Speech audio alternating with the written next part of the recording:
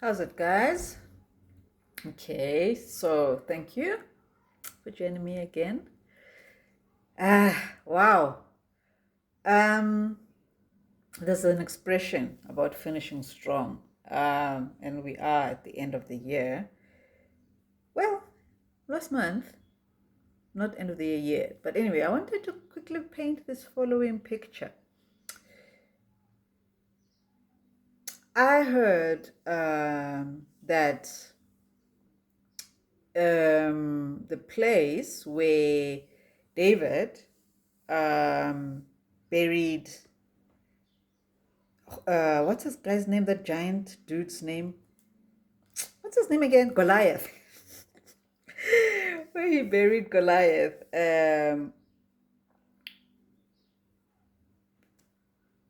Is related, got changed to not Goliath anymore, but somehow with time, um, I guess, change of language or whatever, the name got called Golgotha, where um, we know Christ had been crucified. True or not, but it built such a vivid picture for me. You know how in the garden, I don't know if Adam and Eve had already left or they were still being in the garden when they were, being told, being chased out or whatever. But at some point, God said to, what's his face, Adam, that he will earn uh, his living by the sweat of his brow, and then we have fast forward to the Garden of Gethsemane, I think it is, where Jesus is sweating um, blood. Okay. And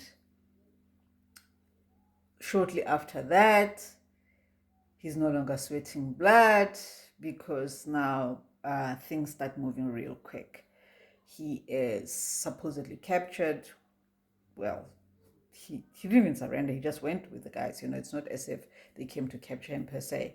But anyway, so off he goes, and in all the awful treatment that he's given at the hands of his captors, there's this crown of thorns that is piercing his brow. So there's more bleeding in the head.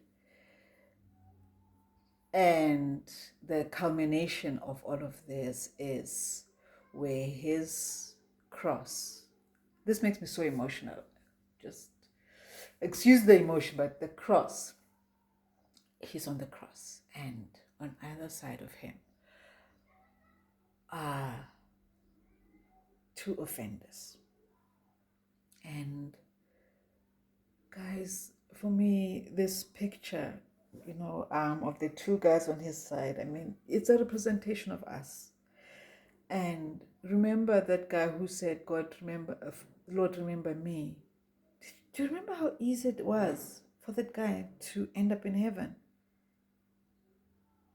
There was no long withdrawn prayer. There was no, oh, I'm so sorry for the life I led. It was just, Lord, remember me. A single sentence. And immediately Jesus said that, yeah, he will be in, they will meet in heaven. And on the other side, that guy never says anything. That's a heartbreak. I don't know if it's because he's confused or what, but there's a part where he's like shouting at Jesus, if you're so amazing, get us off of this, get us out of this. And it's a sad picture of darkness. A lot of us might say it's a picture of unrepentance and arrogance, but unrepentance and arrogance and all of that, guys, we've got to see we've got to see each other for who we are.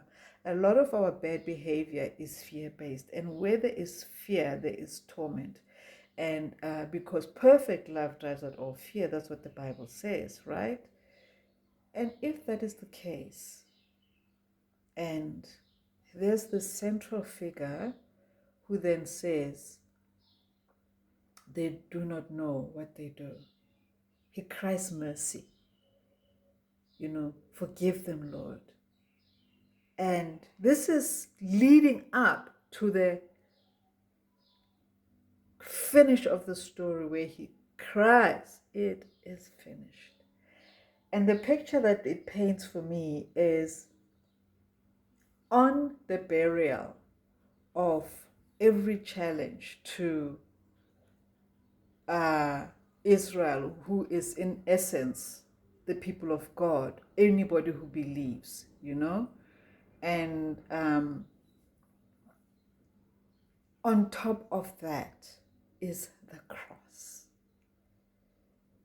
And this cross renders not just that cloth, but it renders time, space into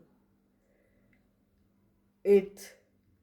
That action, it is finished. That cry, it is finished. It is the culmination of our arrival. And I want to just say, there is not a single person on earth who is not forgiven. Every single person born after that moment is forgiven. And it is the onus then is on all of us to receive the salvation of that forgiveness.